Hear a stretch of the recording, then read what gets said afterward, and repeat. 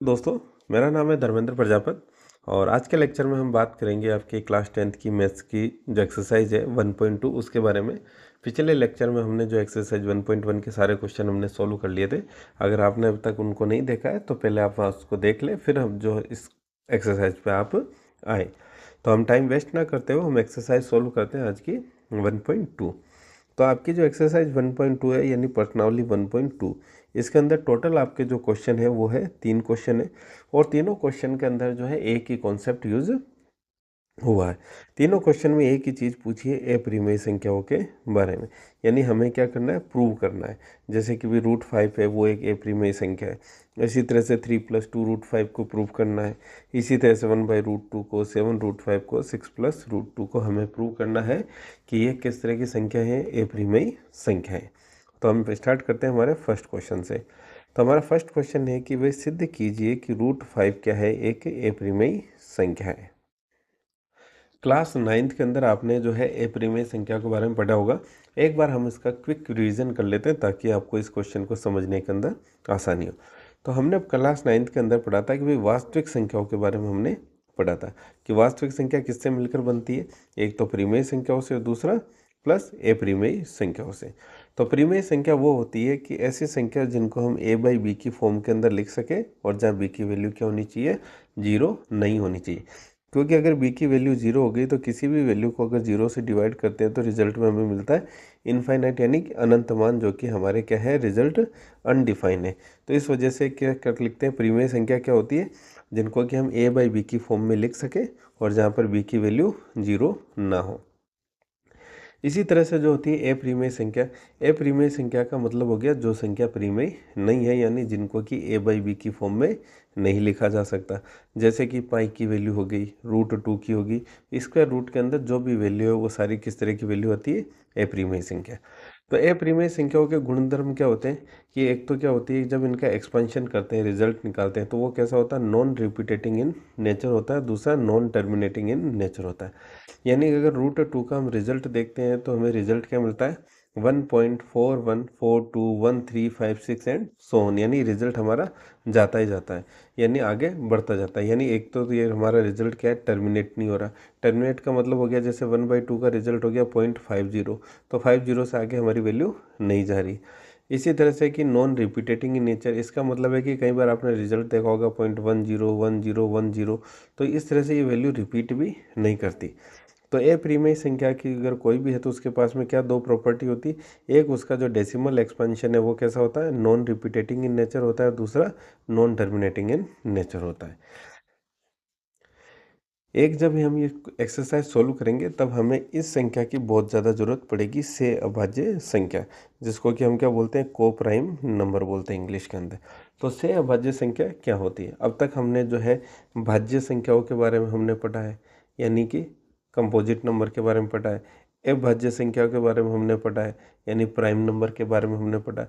ये से अभाज्य संख्या क्या होती है, तो से अभाज्य संख्या क्या होती है, ऐसे पूर्णांकों का एक जोड़ा होता है जिसके अंदर कि उभयनिष्ठ गुणनखंड केवल और केवल क्या होता है, 1 होता है।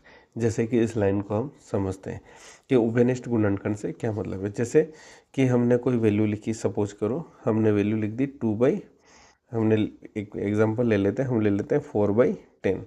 तो 4/10 को अगर मैं सिंप्लीफाई और सॉल्व करूँ तो मैं क्या लिख सकता हूँ, 2/5 लिख सकता हूँ। अब 2/5 को मैं फर्दर और डिवाइड नहीं कर सकता हूँ, तो ये वैल्यू तो मेरी क्या होगी, को प्राइम नंबर हो गए। कौन कौन से, 2 और 5।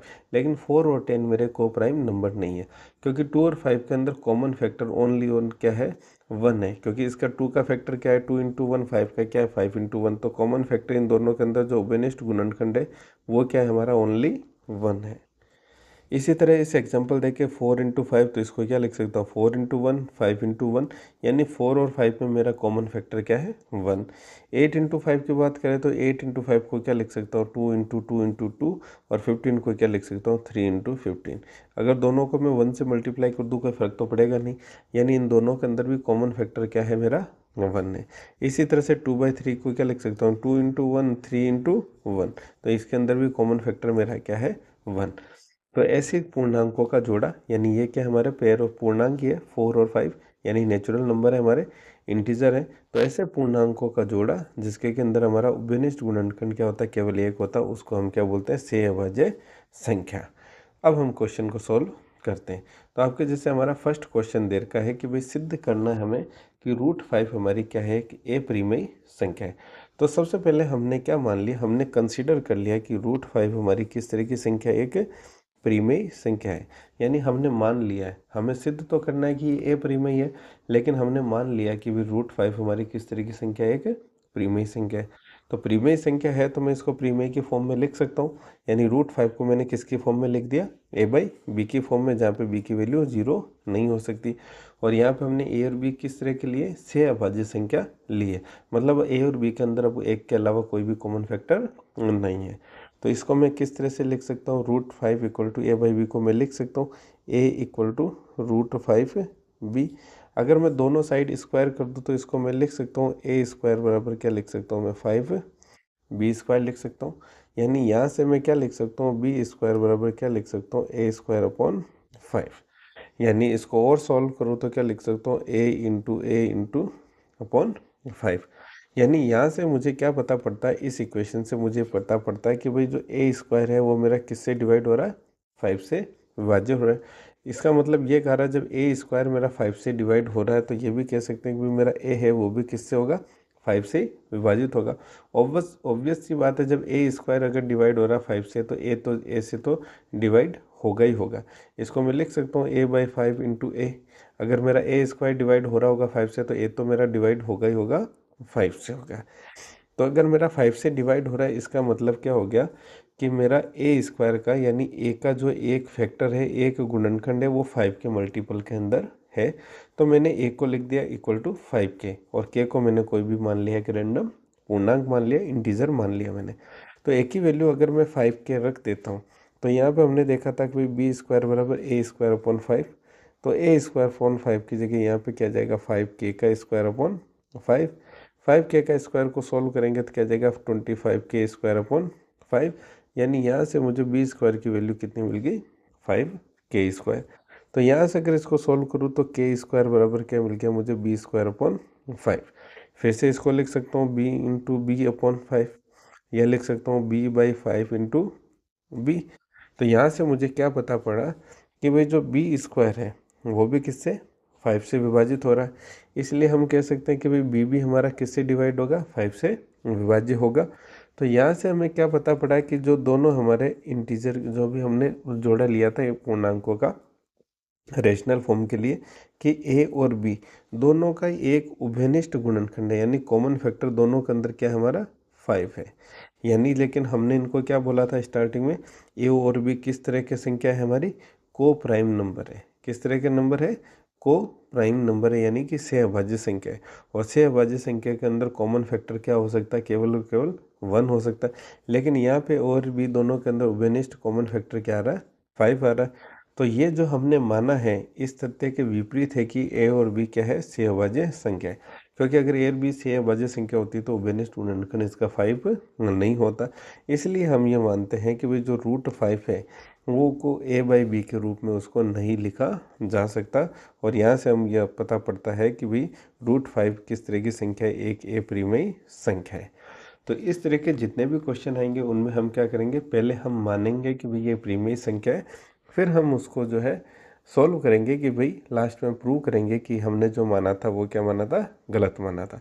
तो इस क्वेश्चन के अंदर सिंपल सा फंडा यही था कि हमने जो a और b माना, यहाँ पे हमें क्या मिल गया, a और b का कॉमन फैक्टर मिल गया 5, जो कि 1 के अलावा था। और जबकि हमने a और b कैसे माने थे, ए से अभाज्य संख्या मानी थी, यानी को प्राइम नंबर माने थे, जिसका फैक्टर कॉमन क्या होना चाहिए था, केवल 1।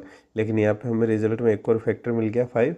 इस वजह से हमने जो भी माना था वो क्या था, एक तरह से गलत था। तो इसलिए हमने जो √5 को a/b के फॉर्म में लिखा वो नहीं लिखा जा सकता। और √5 किस तरह की संख्या है हमारी, एक ए परिमेय संख्या है। अब हम बात करते हैं दूसरा क्वेश्चन। दूसरा क्वेश्चन है कि सिद्ध कीजिए कि 3 + 2√5 जो है एक ए परिमेय संख्या है। तो 3 + 2√5 वही कंसेप्ट कि हमने मान लिया कि भाई 3 + 2√5 क्या है, एक परिमेय संख्या है। जब परिमेय संख्या है तो इसको a/b की फॉर्म में लिखा जा सकता है, जहाँ b की वैल्यू 0 नहीं होनी चाहिए, और ए और बी हमारे किस तरह की संख्या है, से अभाज्य संख्या, यानी कि एक तरह से को प्राइम नंबर है। तो हम इसको अब कैसे सॉल्व करेंगे, ए बाई बी के फॉर्म में, तो इसको मैं लिख सकता हूँ 2√5 equal to A by B minus 3, और इसको सॉल्व करेंगे तो क्या लिख देंगे, √5 बराबर 1/2 ए बाई बी माइनस 3। तो यहाँ से हमें क्या पड़ता है कि भाई 3 a b 2 ये सारी की सारी हमारी किस संख्या है, पूर्णांक संख्या है। तो इसलिए ये तो क्या होगी, हमारी परिमेय होगी। इसलिए 1/2 a/b-3 क्या होगी, एक परिमेय संख्या होगी, क्योंकि सारे के सारे हमारे क्या है, पूर्णांक संख्या है, इंटीजर वैल्यू है हमारी। तो इसलिए जब ये पूर्णांक वैल्यू है तो इसके बगल में ये इसके इक्वलेंट में है √5, तो √5 भी हमारा क्या होगी, एक परिमेय संख्या होगी। लेकिन अभी हमने पिछले क्वेश्चन के अंदर सोल्व करा है कि √5 हमारी किस तरह की वैल्यू है, अपरिमेय संख्या है। तो परंतु इससे इस तथ्य का विरोधाभास प्राप्त होता है कि √5 हमारी किस तरह की संख्या है, एक अपरिमेय संख्या है। अतः जो हमने माना था, हमारा जो भी अजम्पशन था, हमारी धारणा की कि भाई 3 + 2√5 क्या थी, परिमेय संख्या है, उसको गलत साबित करता है। इसलिए हम कह सकते हैं कि भाई 3 + 2√5 हमारी किस तरह की संख्या है, एक अपरिमेय संख्या है। ये हमने इसलिए लिखा है ताकि आप एग्जाम में इसको एज इट इज आप लिख सको। तो अब जो नेक्स्ट क्वेश्चन है इसका 3, वो हम जो है अगले लेक्चर के अंदर इसको सॉल्व करेंगे। अगर आपको पसंद आए कंटेंट तो प्लीज़ चैनल को लाइक, शेयर एंड सब्सक्राइब जरूर कीजिएगा। Thank you.